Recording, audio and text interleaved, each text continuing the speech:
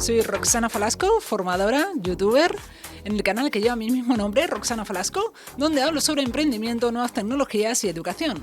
Además, soy la creadora de la academia online videocursosonline.com, donde puedes aprender y formarte conmigo en áreas diferentes de educación y nuevas tecnologías. Hoy tenemos el placer de contar con un invitado muy especial. Es un apasionado maestro de educación, presentador de televisión, creador de contenido educativo en redes sociales. Fue también presentador del exitoso programa Maneras de Educar en la televisión española y también fue el rostro de Aprendemos en Clan TV.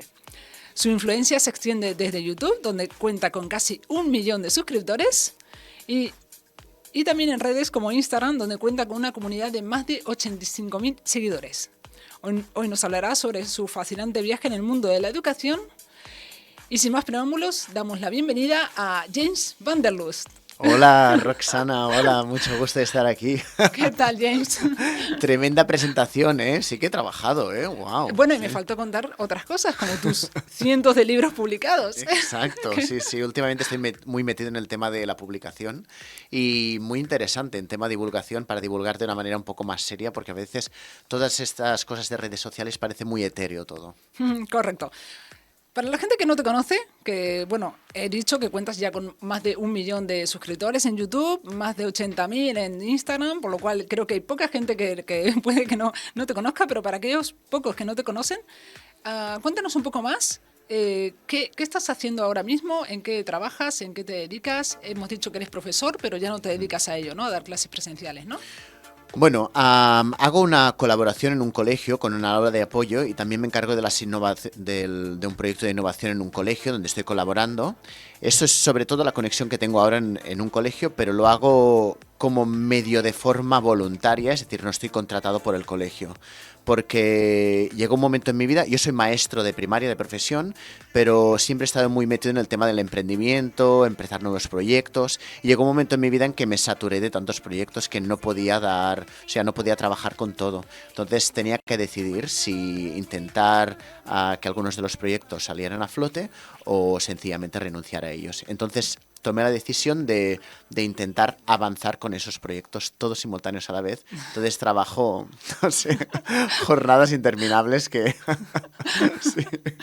Vale, está claro que eres un apasionado de la educación. ¿Qué fue lo que te inspiró en su momento? Primero, para dedicarte a la educación. ¿Por qué estudiaste para ser maestro? Bueno, dicen que a veces salvamos nuestros traumas de mayores y yo era muy mal alumno en el colegio. Era muy mal alumno, me portaba bastante mal. A mí el colegio no me gustaba, no iba ahí contento.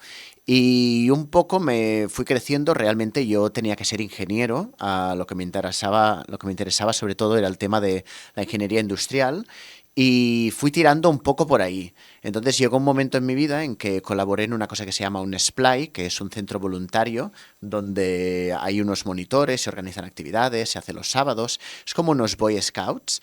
Y entonces nada, empecé a participar ahí y me gustó muchísimo. O sea, la interacción con los niños, esa posibilidad de educar a niños, ese potencial que tienen los niños por descubrir, y me sentí muy identificado con muchos de ellos y me sentí como reflejado un poco. Y entonces dije, uy, ¿y si quizá mi profesión debería ser más esto y no tanto algo de industrial de números? Entonces decidí probarlo, empecé con educación infantil, con un módulo, y me gustó y entonces directamente me lancé a la carrera de magisterio.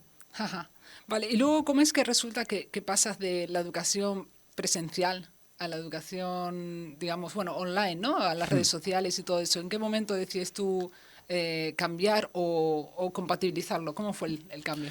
Bueno, aquí hay una persona que es clave en este cambio y es Miquel Román, ¿vale? Que tiene muchos proyectos, tiene canales en YouTube, tiene academias, tiene un mogollón de cosas, se dedica sobre todo al tema del crecimiento personal.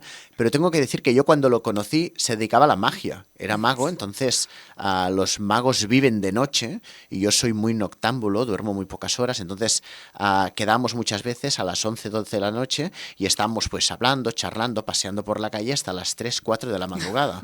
Entonces, claro, yo igualmente me iba a dormir 4 o 5 horas y luego me iba a trabajar a un colegio, lo cual es un poco... sí. hay quien se va de fiesta y yo sencillamente me iba pues a conversar con este amigo que ya te digo que tiene una profundidad y está muy trabajado a nivel personal y es muy interesante. Y nada, él me dijo, oye, tendrías que lanzarte al tema de las redes sociales, prueba con YouTube, a ver qué tal. Y yo no lo veía claro, pero me dijo, pruébalo y si ves que no funciona, pues nada. Y la verdad es que yo lo probé, hice 10 vídeos y al cabo de un mes tenía 14 suscriptores, que eran básicamente mi familia y mis amigos. Entonces, podía decir que lo había probado y seguí con el tema del colegio, con las clases y tal. Y todo bien, ahí quedó.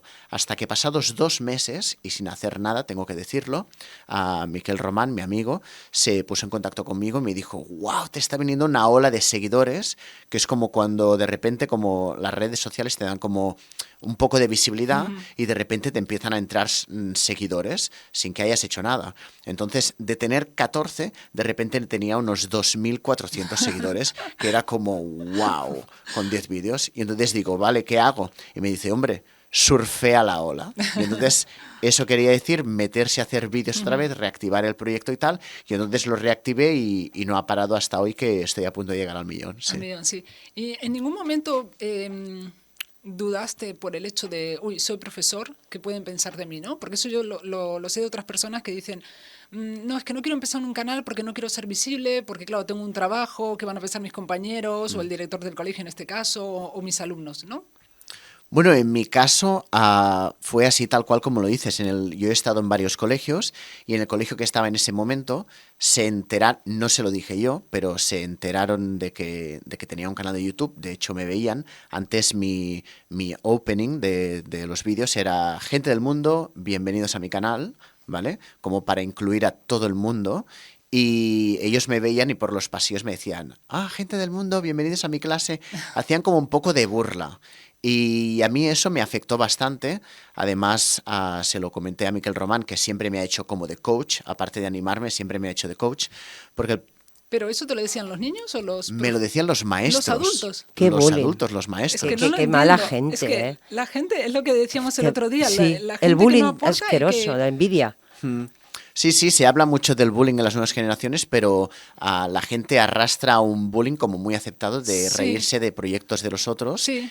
Y en ese momento yo una de las cosas que me planteé es, vale, lo dejo, cierro el tal y mi amigo me dijo, hombre, ¿qué le vas a hacer caso? ¿A la burla de Claro. 3 o 4 maestros o a 2.400 seguidores que ya tienes? Dices, esos 2.400 se apuntaron por algo. Claro, por eso cuando me lo comentaste pensaba que te referías a los niños. Digo, bueno, No, a los no. niños, pero que me digas Es que que te lo los diga un adultos, adulto, es que es- me parece vergonzoso. Bueno, en este país, bueno, en el mundo entero, lo peor que hay es la envidia. Sí, Es la envidia de ver una persona, como él bien dice, que tuvo 11 por la familia, los amigos, Claro. y de golpe y porrazo, ese tsunami, esa ola de 2.000 y pico de personas entrando, ¿qué hay ahí? Explorando su nuevo mundo, que le gustaba. Tú ni caso, como decía mi abuelo, te doy un consejo, contra más hablen mal de ti, quiere decir que eres muy bueno, o sea, que siga adelante. sí, bueno, eso es verdad. Lo habrás notado ahora que cuanto más exposición tienes, al final Claro. más gente, así como más fan, también hay más gente que te odia, claro. Sí, hay Siempre. gente que te critica y muchas veces gratuitamente Sí. porque lees comentarios de haters a veces. Yo, por suerte, comparado con otros canales, tengo menos. Hay muchos canales que arrastran más haters, pero realmente son gente que te critican por envidia. Uno de los grandes problemas de dedicarte a la divulgación a cualquier nivel es esa exposición. Hay gente, por ejemplo, que quizás trabajas de panadero y pues la gente no ve tu cara, no te puede criticar. Igual, si no les gusta un croissant, por ejemplo, se lo dicen a la dependienta de la panadería, pero no llega al panadero. Sí. En cambio, tú estás constantemente en contacto porque estás totalmente expuesto y hay mucha gente que te critica y muy duramente. Sí, pero de parte, normalmente te suelen criticar por cosas que tampoco tienen relación con lo que estás diciendo. No sé, a mí en mi canal me pasa que la gente, digo, nunca va a haber un comentario negativo en plan de, no, esto lo dijiste mal, te confundiste. No, sino que se mente con otras cosas que no tienen nada que ver, ¿no? Que, qué horror, que no te has peinado, qué fea, qué gorda, ¿no? Es como, pero ¿qué más dará eso, no? Con el contenido que estoy transmitiendo, ¿no? Sí, totalmente. Pero yo os aconsejo, a mí me han dicho gafotas, 4 ojos, me han llamado de todo. Pero yo cuando me hacen esas cosas, yo cojo el micro, me pongo ahí, delante, digo, me gusta que habléis, bien o mal, pero que habléis de mí. Lo importante es que sé que estoy viva gracias a vosotros. Seguir. haces un buen trabajo. Claro. Porque haces que más gente quiera ver a esa persona con 4 ojos. Claro. Claro, Amigos sí. míos, esa persona que no se peina por la mañana, hacéis que de esa manera consiga más seguidores. ¡Adelante! Adelante. Exacto. Y les animo a que lo hagan más. Exacto. Entonces, en ese momento no te rendiste y ¿qué fue lo que hiciste ante esos compañeros? ¿O justo cambiaste de colegio? ¿Cómo fue? Bueno, yo no he tenido suerte en los colegios porque por mi manera de hacer siempre he probado cosas demasiado innovadoras a veces y hay muchos colegios que directamente me han rechazado, es decir, no me han vuelto a contratar o directamente me decían, sí, en el próximo curso contamos contigo, y entonces sucedieron cosas y sencillamente pues me decían, mira, pues que al final no contamos contigo para el curso siguiente. Sencillamente, pues a veces, por ejemplo, algo muy sencillo, yo he tenido reuniones con padres que me han dicho, bueno, ¿qué haces en clase? Porque mis hijos vienen y me dicen que están todo el día jugando. Y que están todo el día jugando y que ¿cuándo vas a hacer clase como el resto de profesores? Y entonces mi respuesta es, yo hago clase como el resto de profesores y puedes ver que los exámenes, porque además los exámenes tienes que pasar los mismos exámenes, tanto si eres del A como del B. Mira las notas, tenía un 8,5 de nota de mis alumnos, es decir, no es que nos suspendieran, es que tenía un 8,5, pero como todo lo hacíamos jugando, los niños tenían la sensación de que estaban jugando y de que no tenían que estar como una hora callados en clase. Claro, pero esa es la mejor forma de aprender, lo que comentábamos el otro día, que al final tú cuando disfrutas con algo es la forma en la que aprendes. Si a ti te dicen simplemente, no, estudia historia, ¡pum!, ponte a leer, qué pereza. Pero si te lo ponen en un documental, lo miras con más ganas y al final estás aprendiendo lo mismo, ¿no? Claro, si es divertido y organizaba. O sea, para un examen, una de las... Y aquí ya meto un poco de educación, que es inevitable, Sí. un poco de tips por si hay maestros que nos están y maestras que nos están escuchando. Cuando enseñamos una lección, la enseñamos y de repente saltamos directamente al examen. Y el examen es algo que se tiene que preparar, se tiene que practicar y tienes que hacer, pues, preexámenes, exámenes pilotos o incluso un pequeño concurso, que es lo que hacía yo, concurso con las preguntas del examen. Entonces están súper animados, todos escuchan atentamente la respuesta y cuando haces todos esos pasos previos, cuando llegan al examen, todos lo encuentran muy fácil porque ya lo han practicado mucho. Entonces, por eso tenía unas notas tan altas, porque ya lo habían practicado. Claro, sí, la mejor forma de aprender es jugando al final. Es Exacto. como se te quedan las cosas. La mayor motivación. Claro. Y yo te digo que si hubiera tenido un maestro como él, habría hecho más caso a las La clases. cantidad de veces que yo se lo he dicho. ¿Cuántos niños hay hoy por hoy? O sea, es que tenían que tomar nota y Claro, ejemplo de él. sí. Porque en Holanda, en Dinamarca, que yo lo he visto en esos colegios, enseñan así. Pero Claro. yo creo que es por el sistema de aquí, que no, en realidad el propio sistema no quiere, o sea, que se aprenda de esa forma. Porque ¿qué pasa? Desarrollas tu imaginación y desarrollas el poder de pensar que puedes ser libre, ¿no? Va Claro. todo un poco relacionado. Sí, sí. No interesa que la gente piense por sí misma. Y que sea lista al final. Claro, y que sea no. lista, que tú tengas tu propio... ¿Qué pasa, por ejemplo, con otro tema, ¿no? Muy relacionado al tema de los autónomos? No quieren realmente que la mayor parte de la gente sea autónoma, No. que tenga su propia empresa, que trabaje. Por eso tantos impuestos, tantos impedimentos, que en otros países... Luego se quejan de que la gente se vaya a Andorra, ¿no? Que eso sería Exacto. para otro debate. Pero es por eso. Porque ellos lo que quieren es todo un grupo de ovejas que tú no pienses, trabaja y burros con aquí un y por eso un la cartón en cada educación, lado. yo creo que por eso la educación tampoco cambia. No cambia por Porque eso. si no, de esta forma tú estás mejorando la creatividad en los niños, la libertad de pensamiento, y eso no gusta realmente. Totalmente de acuerdo, totalmente de acuerdo. Se tiene que potenciar esa creatividad y se tiene que potenciar el conocimiento, por ejemplo, de las inteligencias múltiples, que es una teoría donde te explica que en vez de tener dos inteligencias, que son las que básicamente utilizamos en los colegios, la inteligencia matemática y la lingüística, que casi todo el colegio está basado en estas dos asignaturas, pues darle un poco de voz a las otras 6 asignaturas, porque cada uno tiene una inteligencia o un conjunto de inteligencias distinto. Si tienes la suerte de que tienes inteligencia matemática o lingüística, genial, el colegio te va a ir bien, vas a pensar que eres de los listos de la clase, tus padres te van a felicitar por tus notas, etcétera, etcétera, etcétera. Pero si tú, por ejemplo, tienes una inteligencia espacial, donde controlas muy bien los espacios, donde si tú no empiezas a hacer algunas asignaturas como por ejemplo como de arquitectura, que es como viene de las matemáticas, pero es arquitectura. Tuvimos un caso en el colegio, precisamente en este primer colegio, una de las cosas que hicimos es un trazo de la clase visto desde arriba, es decir, cómo era el aula. Y uno de los alumnos que curiosamente no era bueno en matemáticas, hizo un plano al detalle increíble, súper motivado, le encantó. Ese niño necesita más de eso. Y una vez está animado con eso, eso arrastra las matemáticas, es decir, las matemáticas van a ir dentro de esa inteligencia. Lo que falta es eso, es un cambio, entender que no estamos enseñando de una manera tan holística, tan global a nuestros alumnos. Claro, lo que pasa siempre se intenta enfocar lo que tú dices, ¿no? O eres bueno en matemáticas o en lengua, pero si no eres bueno en nada de eso es que eres malo. Claro, Pero ¿qué pasa si tú eres bueno en música, no? claro. No se intenta fomentar eso. Eso me recuerda a la historia esta de si un pez, o sea, en el agua nada, pero si lo pones a escalar un árbol, no, ¿no? Totalmente. O sea, Claro. cada uno es bueno en lo que debe ser, ¿no? Y a mí me pasó Claro. lo mismo. En la educación me fue realmente mal. Y luego ya cuando empecé, ¿no? Como quien diría, a pensar por mí misma y a darme cuenta de lo que se me daba bien, ahora mismo no tengo ningún problema. O sea, Claro. y pienso, realmente la educación no me aportó nada, nada. Claro. Nada de lo que yo estudié, nada de lo que me obligaban o aquellas materias que se me daban mal, luego influyeron en mi día a día para tener hoy la vida que llevo. Claro, Entonces piensas ahí en ese momento, hay algo que está mal enfocado. claro. ¿No? Totalmente, Digo yo, es que- estoy de acuerdo contigo. No es que haya malos alumnos, es que hay malos maestros, hay que decirlo todo. Hay que saber enseñar. Y la educación, como tú bien dices y como tú bien dices, no es coger, decir, empaparos de estar.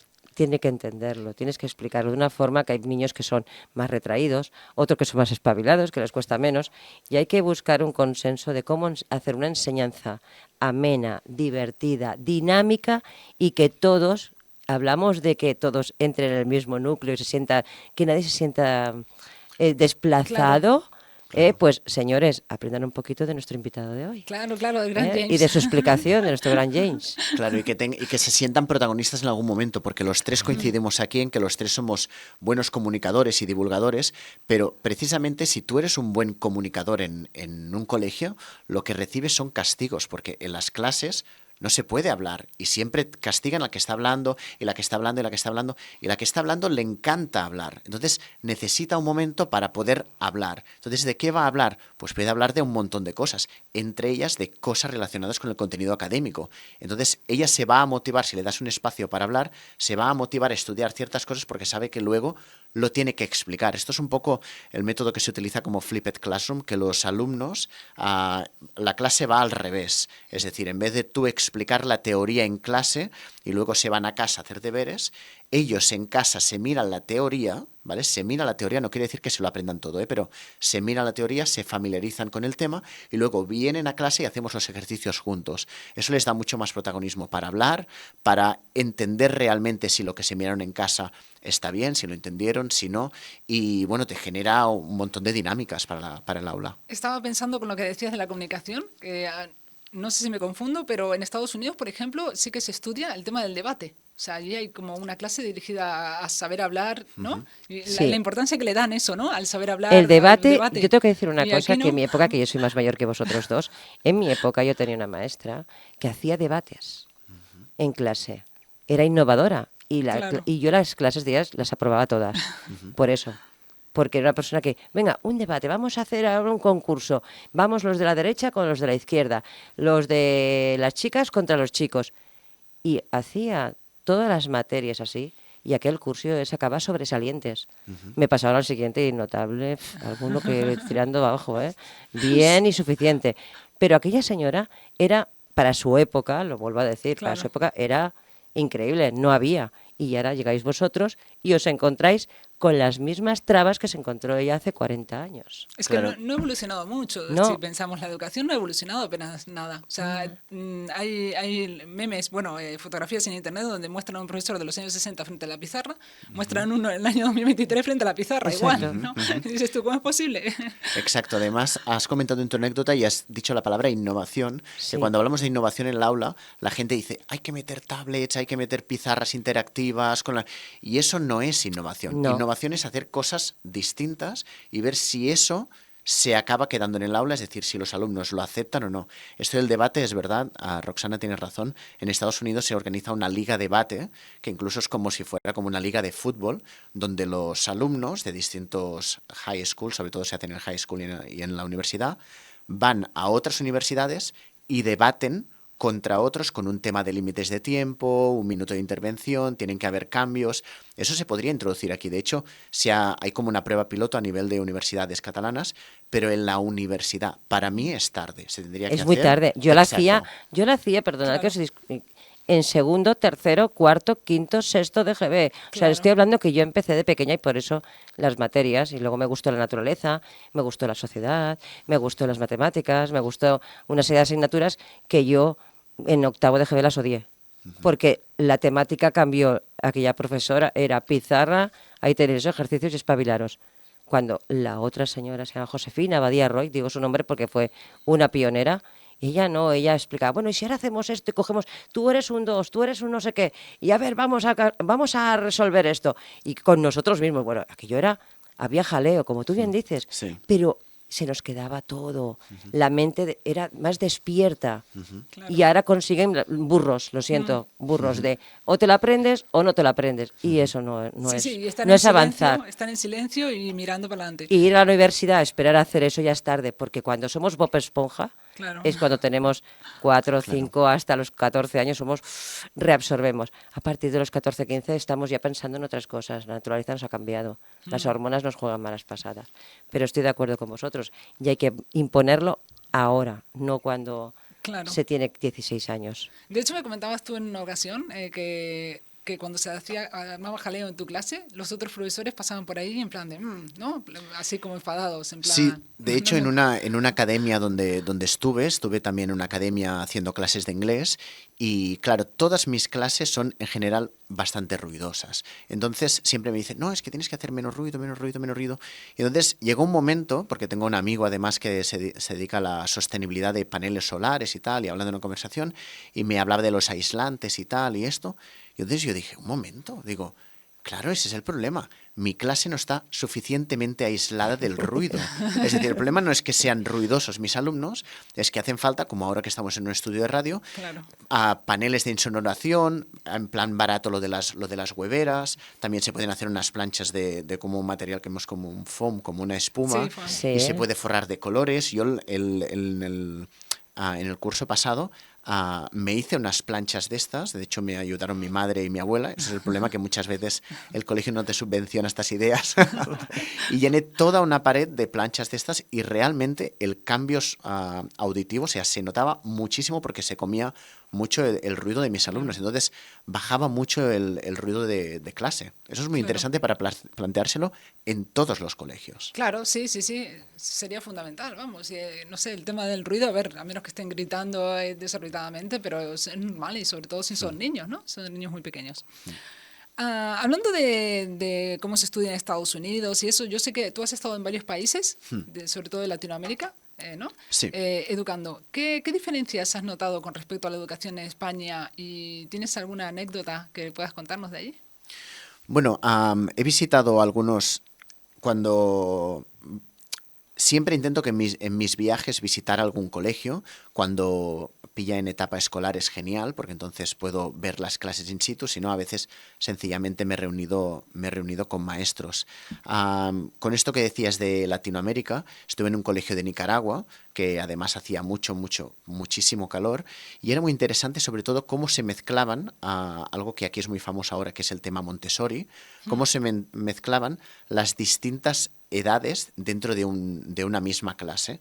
En ese caso era porque era una zona rural y sencillamente pues los alumnos iban llegando, es decir, vuelvo atrás. Aquí en los colegios es muy fácil porque empiezan desde los 3 añitos, digamos, entonces todos siguen el mismo programa y todos aprenden en cierta edad a leer, luego a escribir, a sumar, a restar. Pero en zonas rurales hay muchos niños que no acuden al colegio hasta los 8 años de edad.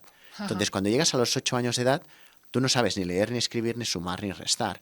Entonces, tienes que ir en el aula de los que están aprendiendo a leer, escribir, sumar, restar. Entonces, en cada aula se genera una variedad de alumnos muy interesante. Y es muy guay porque la gente siempre piensa, no, es que entonces no van a aprender al mismo ritmo, no se va a esforzar lo suficiente, pero aquí es donde entra la educación en valores. Lo guay de tener un alumno de 8 años que tiene más experiencia en la vida, organización, etcétera, pero ponerlo con un alumno, por ejemplo, de 5, que ya sabe, por ejemplo, leer, entonces se genera como una ayuda, un win-win. Yo te ayudo en ciertas cosas organizativas, tal, yo soy el mayor, cómo funciona esto, pero tú a cambio ayúdame a leer y se ve esa conexión y eso es muy bonito. Claro, porque, por ejemplo, tú consideras cómo está, o sea, está bien estructurado aquí en España, bueno, o normalmente en el resto de países, que la educación se base en la edad de los niños. Yo creo que no. Para mí el sistema educativo tendría que ser algo mucho más libre y que los niños fueran. Yo organizaría un colegio por áreas temáticas, tal y como se hace en infantil, que se hace por rincones bueno, por motivación. Yo lo haría de la misma manera. Pondría una sección de naturaleza, una sección de lenguas, que sería la biblioteca, una sección de matemáticas, que sería, en este caso, más bien experimentos. Y entonces, cada uno dejaría que libremente fuera indagando por la escuela para ir descubriendo un poco cuáles son sus motivaciones y a partir de dónde aprende. Por ejemplo, en las aulas no hay una sala de danza.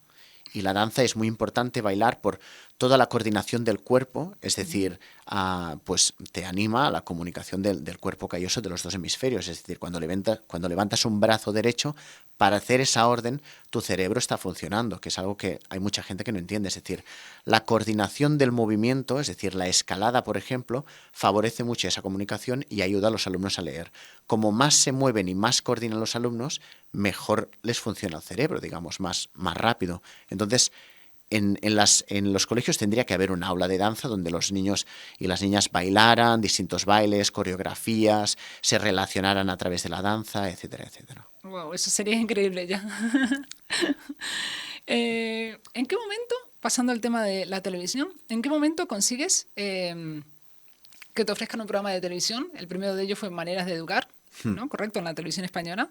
Y luego el programa que estabas en Clan TV.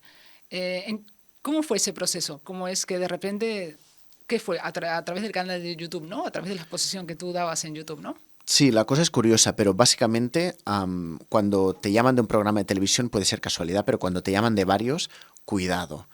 Porque además todos siempre me han entrado por el tema del canal de YouTube, que es donde realmente tengo más difusión y es para mí la red social que más me gusta.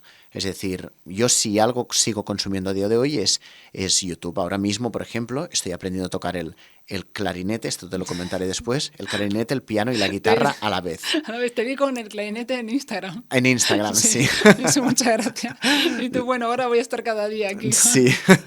Bueno, mi idea no era ir enseñando mis procesos y tal, pero solo digo un pequeño apunte con el tema de aprender cosas, por ejemplo.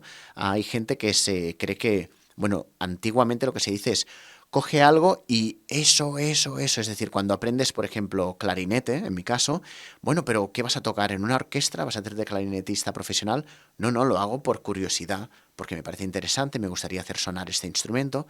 Y además, yo estoy aprendiendo el clarinete, el piano y la guitarra a la vez, porque para mí estudiar una hora de clarinete, para mí, es aburrido. Ajá. Hay gente hay gente para la cual no, y puede estar 2 o 3 horas estudiando un mismo instrumento, pero para mí, yo no puedo una hora de clarinete. Entonces, yo estudio 20 minutos de clarinete, 20 minutos de piano, 20 minutos de guitarra. Si vamos contando en eso, ya llevamos una hora. En una hora he hecho 3 instrumentos, pero cuando termina la hora, vuelvo otra vez al clarinete, luego al piano, luego a la guitarra, clarinete, piano y guitarra. Es decir, al final estoy 3 horas estudiando clarinete. Sí, ya verás 3 horas al día. Es increíble, Pero sí, no como duermes, toco. ¿no? Entonces... Bueno, tengo un tema con el tema de dormir, sí. Es hobby, eso es hobby. Y es una forma de relajación. Claro, Unos sí, van sí. a correr, Ya. otros hacen judo, karate o zumba, y él toca instrumentos para relajarse ¿Pero la también haces mente. deporte o no?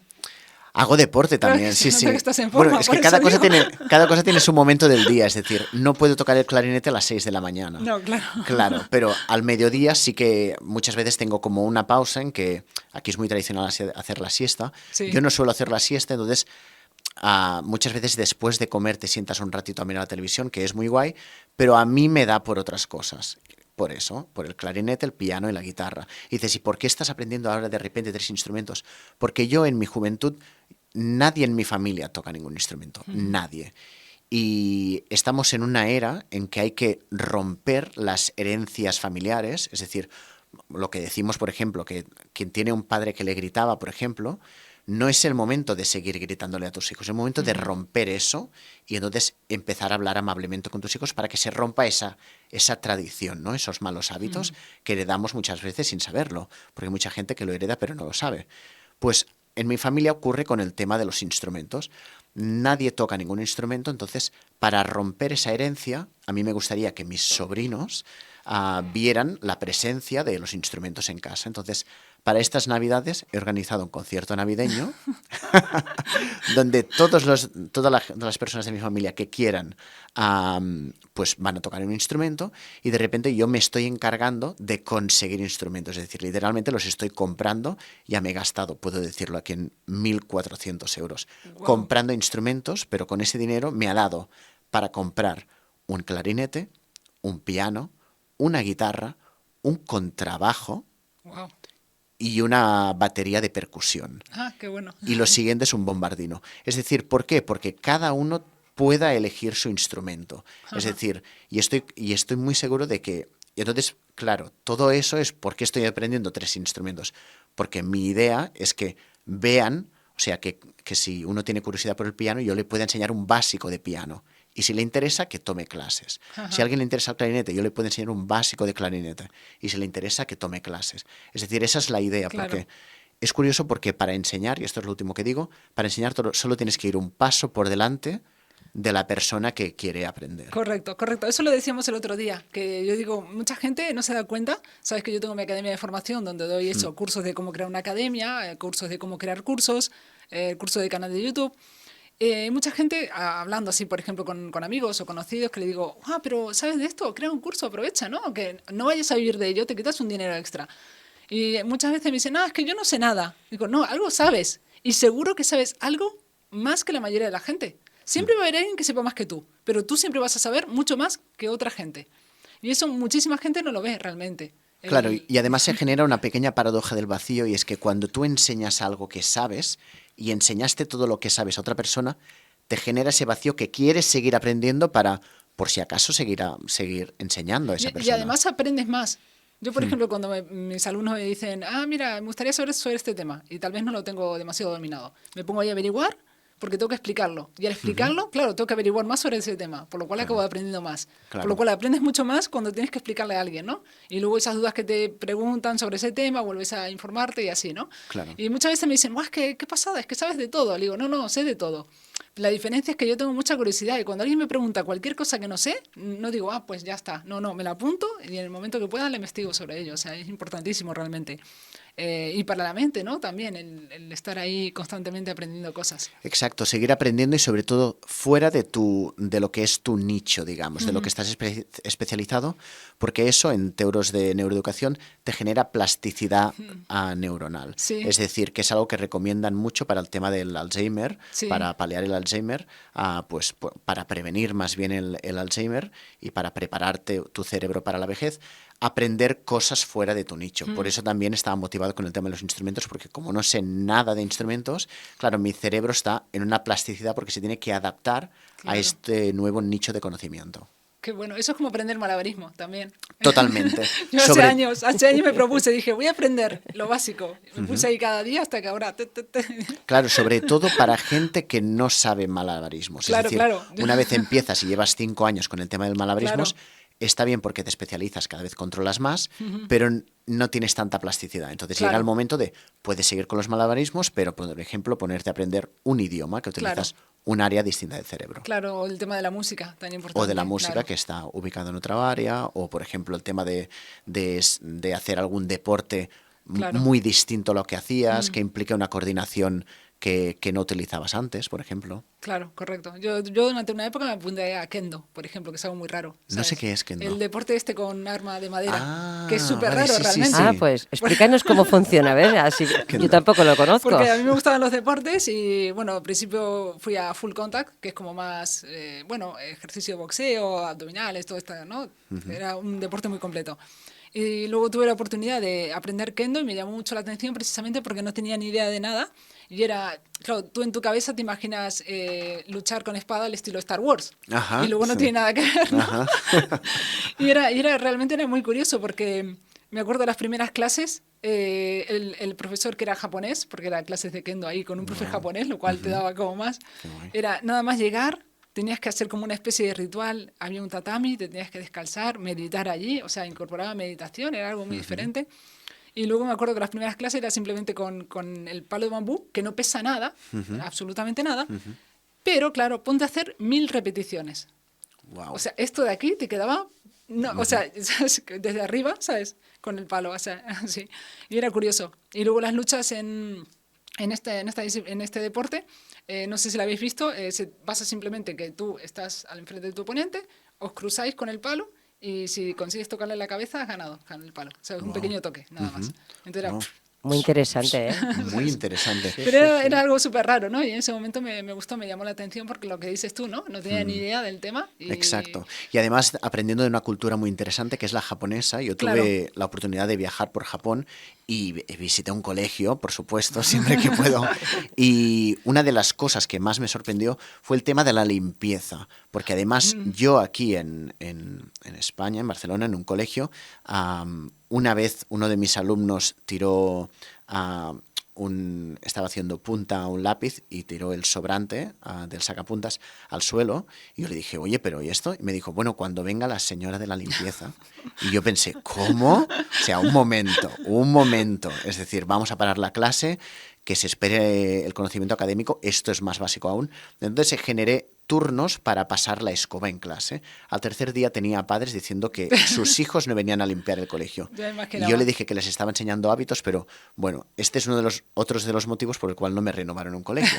Porque pero bueno, el tema es que esto lo digo porque cuando estuve en Japón el tema de la limpieza es un tema que te genera como mucha honra, es como la gente está muy orgullosa y se organizan pequeñas como pequeñas patrullas a pequeños grupos de limpieza y cuando le toca a tu grupo, que son grupos de 10 personas, tienes que limpiar el colegio, pero tiene que estar súper limpio para que la gente diga, wow, o sea, cómo se esfuerza, porque se valora mucho el esfuerzo. Y realmente es como vemos en los cómics o en los dibujos, que hay niños arrastrando una mopa por el suelo para que la madera brille, no solo para que esté limpio, sino para que brille. Y me pareció un ejemplo fantástico. Claro, pero de disciplina y de superación, realmente. Exacto. Pero sí, lo que dices tú, ya me imagino a los padres esos, en plan de... Claro. Solo a la señora de la limpieza, ¿no? Claro, pero además cuando tienes este hábito en el colegio, luego tu vida es así de limpia. Pasear por las calles de Japón es increíble. Pasear por las calles de Barcelona... y mira que hay una brigada de limpieza increíble, pero no es en la gente que limpia, es en nosotros que tenemos que ser más limpios. Y si en los colegios ya nos enseña esto... estamos condenados. Sí, totalmente de acuerdo. Yo estuve dos meses viviendo allí. Bueno, estuve en Japón 2 meses, un mes en Tokio, y me acuerdo que aquello parecía como... Yo decía, es que no parece real. O sea, las calles no parecían real realmente, porque hasta las líneas estaban perfectamente pintadas. No te encuentras ningún desperfecto. Nada desperfecto. Y dices tú, parece una maqueta todo. Es increíble, es increíble. Es totalmente diferente aquí. Parece yo por eso maqueta. Siempre recomiendo a todo el mundo que, si puedes viajar, que vayas a Tokio. Porque eso es completamente diferente de aquí, de cualquier ciudad, bueno, y de Latinoamérica también, ¿no?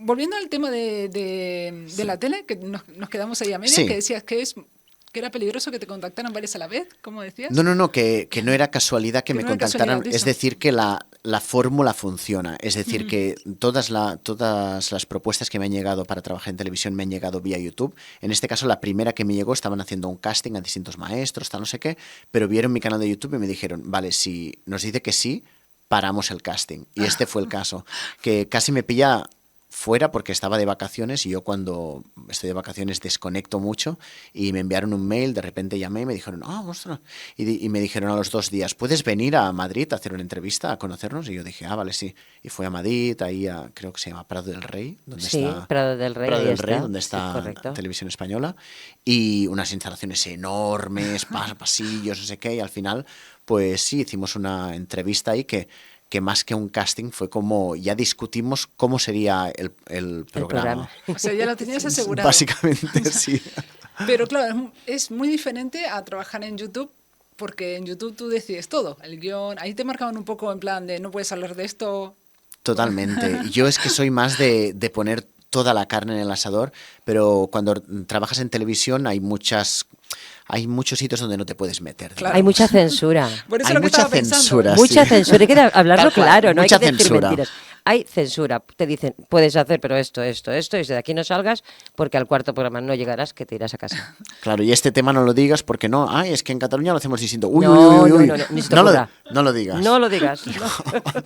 Claro, por eso digo, porque claro, tú en YouTube como que tienes la libertad de expresarse. ¿no? De decir Totalmente. lo que quieras y hacer lo que quieras, pero en la tele... Claro, totalmente. Es decir, algo tan sencillo como el horario. Estuve en un colegio en Murcia donde todos los alumnos, todos, se iban a la 1:30 a casa. Entonces, aquí en España nos vamos a las 5. Entonces ahí en España, en Cataluña, perdón, y quería decir, mira, pues en Barcelona nos vamos a las 5 de la tarde. No lo digas porque nos van a empezar a esto, tal, y a comparar y que si se hacen menos horas de clase y tal. Y digo, no, es un horario distinto, es intensivo, se hace de una forma distinta, se compagina distinto con los padres. Aquí, si salieran los niños del colegio a la 1:30, ¿quién los iría a recoger? Es decir, si hoy en día el papá y la mamá trabajan, es muy complicado, y los abuelos, complicado. Y me dijeron, no, ese tema lo saltamos. Claro, sí, porque si no, ya saben que alguien va a intentar buscar ahí la puntilla, Exacto, ¿no? Para luego tabú decir, total, tabú. está tabú. comparando ahí, Siempre. está diciendo que en Cataluña es mejor, que en Cataluña es peor, y no sé qué, ¿no? No, claro. Las sí. comparaciones son odiosas. Sí. Actualmente, comentabas que estabas tocando un instrumento, que dedicas 3 horas, el canal de YouTube, Instagram. ¿Cuál es tu rutina diaria entonces? ¿Eres del club de las 5 de la mañana o en tu caso el club de las 3 de la mañana? Soy del club de las 6. A mí en las 5 para mí es aún todavía demasiado de noche. Yo me levanto entre las 6:30, que es un momento en que entre que medio me levanto, como que reaprendo cómo funciona la cafetera cada mañana, porque parece que se me olvida. Bueno, eso está bien, ¿no? Porque Cada a día las es 6, una vida nueva. Sí, no atino, pero una pequeña puntualización, no es que cada día haga 3 horas de piano clarinete. Esto algunos días hago 3 horas, vale. otros días hago sencillamente 20 minutos, luego paro, o sea, es como un aprendizaje intermedio de que voy metiendo, pues hay una práctica de piano, una práctica de clarinete cuando tengo agujeros durante el día. Claro. Y mi práctica diaria un poco es que cada día es distinto, digamos, porque excepto los lunes y martes que voy a colaborar con este tema de colegio, por ejemplo, un día normal como un miércoles para mí, me levanto a las 6:30 de la mañana, entonces tengo unas 3 horas siempre de 6:30 a 9:30 para hacer todo lo que haría en una jornada laboral. Porque básicamente esto es porque a nivel mental me encanta que sea a las 9 de la mañana y desayunar, porque yo desayuno a tope, es decir, yo desayuno si puedo, me voy a un bar y me hago un bocadillo de tortilla francesa con queso. Muchas veces invito a amigos, porque tengo amigos que son emprendedores, entonces tienen esa flexibilidad horaria para hacer un bocadillo a las 9:30.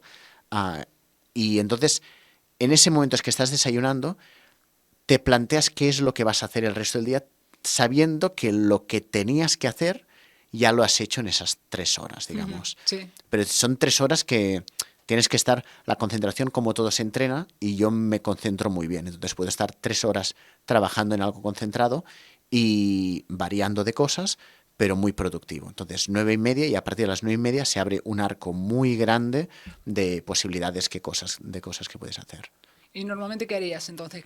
O sea, te levantas a las 6, preparas el café, ¿no? Bueno, Aprendemos. claro.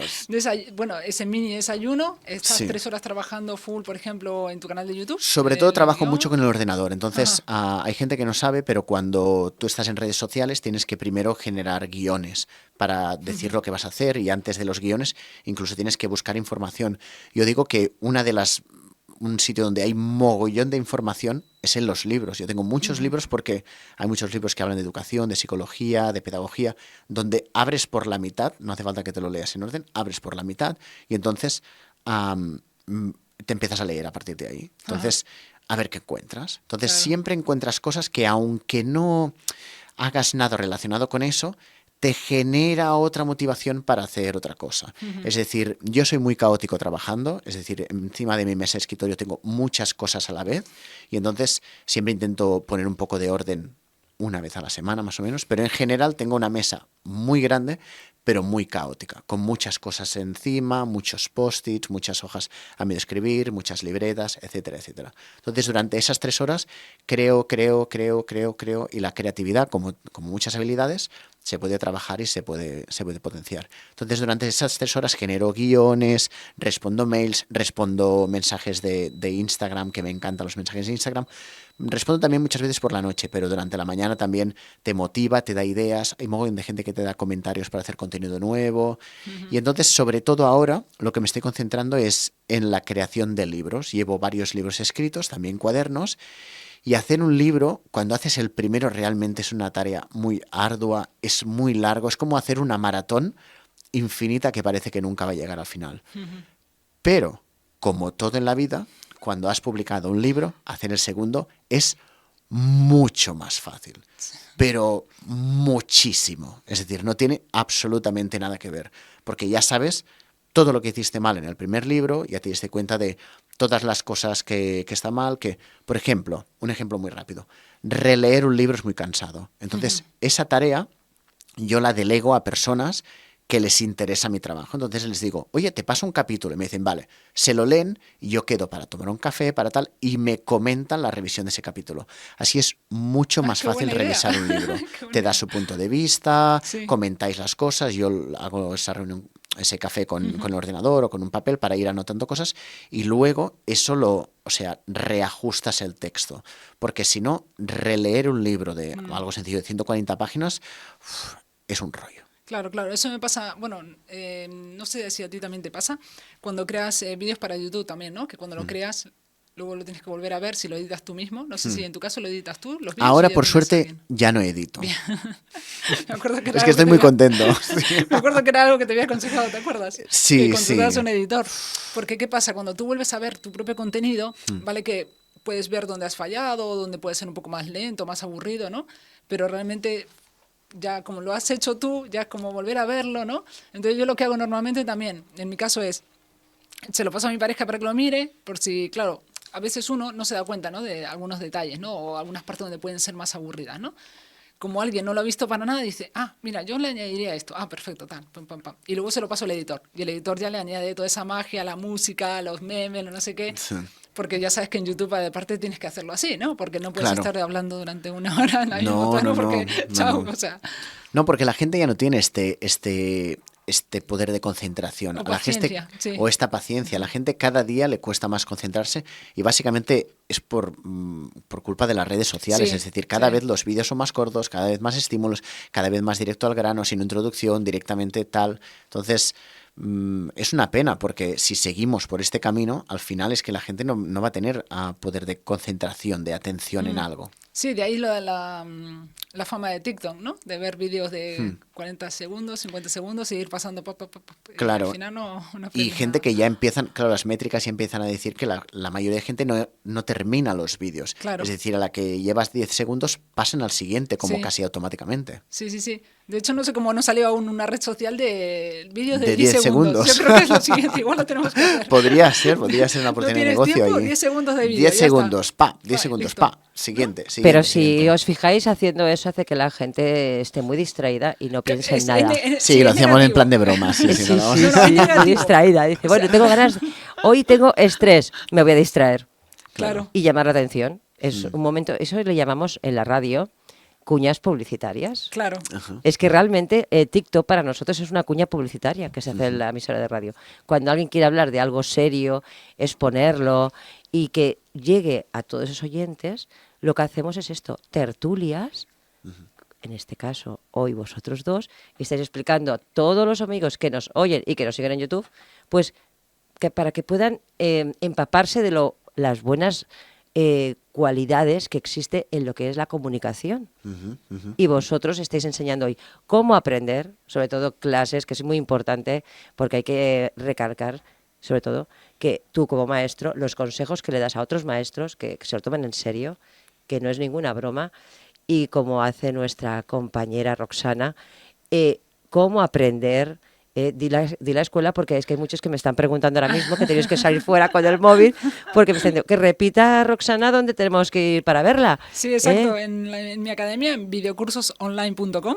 De hecho, bueno, si entráis en Google y buscáis Academia de Roxana Falasco, también podéis encontrar. Y lo que decíamos con James, es muy importante educarse. O sea, ya no solo para que te dediques 100% a ello, sino como un hobby también.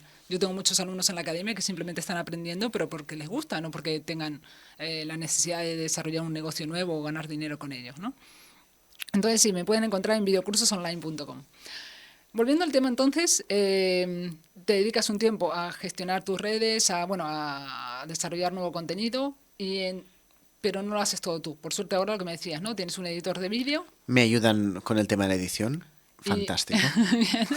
Más tiempo libre, más tiempo Fantástico, para desarrollar sí, cosas. más tiempo libre. Porque al final, al ser un tema tan repetitivo, es mejor delegarlo. O sea, Sí, es mejor delegarlo, sobre todo por el tema del tiempo y porque a mí lo que más me cansaba era verme a mí mismo. Es decir, porque era como, sí, suficiente. claro. Sí. ¿Y tienes más gente en tu equipo de parte del editor de vídeo? Bueno, trabajo también con 2 ilustradoras porque estoy con el tema de libros y cuadernos, entonces Ajá. empecé con una ilustradora, con Ana, y llegó un momento en que Ana me decía en plan, porque trabajar conmigo es muy estresante, yo ya lo reconozco, porque continuamente es como, no, esto, lo otro, venga, rápido, esto, tal, tal, venga, tal, tal, y es en plan, bueno, James, relájate, tranquilo. Entonces, pues ahora estoy trabajando con otra chica también, con Johanna, y entre las dos más o menos estamos generando pues libros y cuadernos muy interesantes. Me gusta sobre todo el tema de los cuadernos porque creo que hay muchos padres que pierden la pauta de cómo hacer refuerzos en casa y para mí el cuaderno de papel, aunque parezca un poco antiguo, no es la tablet. Es decir, aunque hay un montón de aplicaciones, hay un montón de cosas que pueden ver en televisión, para mí el papel es muy importante, que lo toquen, que escriban, que pinten, es decir, y por eso estoy muy enfocado en eso. Claro, ¿y actualmente cuántos tienes publicados ya entonces? Wow, no lo sé. Te has viciado desde la última vez y que No lo sé, es decir, es una buena pregunta, perdido no la sé, cuenta? porque creo que he perdido la cuenta, porque claro, publico como James, autopublico a través de Amazon, que si hay alguien interesado en publicar, lo recomiendo, es decir, es una muy buena opción, entre Claro, otras cosas. ¿todo es Claro. autopublicado o a través de una editorial? Todo es autopublicado, pero también trabajo en una editorial que se llama Bombollas. Ajá. Entonces, hay cosas que publico yo como James y hay cosas que publico como Bombollas. Por eso te digo que no tengo la cuenta. Serán unos 14 o 16 títulos más o menos Vale. en total, sí. ¿Y vas a seguir haciendo más? Es lo Voy que a te llegar gusta. a 100. A 100.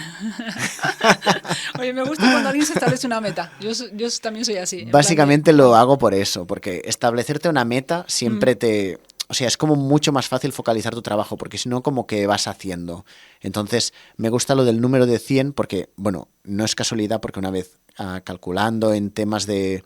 Sobre todo enfocado a las inteligencias múltiples. Es decir, que es verdad que estoy empezando más con el tema pues académico típico de colegios, que es más lengua y matemáticas, pero quiero que en mis cuadernos se toquen todas las inteligencias múltiples. Es decir, por ejemplo, tengo unos cuadernos que se llaman Thematics, donde los niños aprenden a leer y escribir a través de sus motivaciones solo. Es decir, tengo un cuaderno de dinosaurios que es para los niños que le gustan los dinosaurios. Es decir, si a tu hijo no le gustan los dinosaurios, este cuaderno no es para él. Entonces, esa es la idea. De momento tenemos 3, dinosaurios, transportes y unicornios, pero el objetivo es que al final la temática sea tan concreta como, por ejemplo, complementos de ropa. Un niño o una niña que le encanten o le fascine, por ejemplo, las pulseras, los collares, los pendientes, y que ya desde pequeño pueda aprender a leer y escribir utilizando esa motivación. O, por ejemplo, algún niño que le encanta, por ejemplo, el Halloween y las brujas y tal, pues un cuaderno que sea solo de brujas, por ejemplo, y otro cuaderno que sea solo de ogros, un cuaderno que sea de ninfas, es decir, que sea como muy especializado, muy concreto, para que los niños se puedan sentir muy identificados y que ese cuaderno puede ser su favorito. Uno de los problemas principales que yo he visto en los cuadernos para leer, porque yo tengo 2 niños pequeños, es que a veces, no sé si lo has visto en otras editoriales, en otros libros, que lo complican demasiado. Es decir, el niño no sabe leer y hay demasiados párrafos o una tipografía que cuesta leer incluso siendo adulto. Totalmente, demasiado complicados. Yo, para todos los papás que nos estén escuchando, que tu hijo haga el cuaderno con facilidad no quiere decir que te hayas equivocado de nivel, quiere decir que se está divirtiendo y se está sintiendo cómodo. Porque si tu hijo cuando está delante de un cuaderno le está cayendo la gota de sudor constantemente, no digo en algún momento del cuaderno, pero constantemente hace que sea tanto esfuerzo que al final no quiere hacerlo, Claro. que le ocurre con muchos niños. Es tanto esfuerzo todo lo académico relacionado con libros que al final no les gustan los libros. Pero si son libros más divertidos, más amenos, es decir, Ana, saben leer, vale, y están con un libro donde leen varias páginas, por ejemplo, vale. De repente que encuentren un cuento donde hay solo una frase por cuento, Sí. por página, está muy bien también, porque se divierten, estás bajando el nivel, pero se están divirtiendo, que es lo importante. Claro. Y con lo que decías de los cuadernos, de los enunciados, por ejemplo, la mayoría de mis cuadernos, la mayoría, no todos, pero no tienen enunciado. La mecánica de resolución del ejercicio es tan sencilla y además siempre hay un ejemplo que el niño o la niña acaba entendiéndolo y lo soluciona de forma autónoma, que ese es Claro. mi objetivo con los Claro. cuadernos también, que se diviertan, pero sobre todo que sean autónomos y que lo hagan solos. Perfecto, perfecto. Pues nos queda poco tiempo ya. Me gustaría, para ir cerrando, ¿qué próximos proyectos? Porque veo que no paras. O sea, realmente eres un poco como yo, en plan de estar haciendo mil cosas.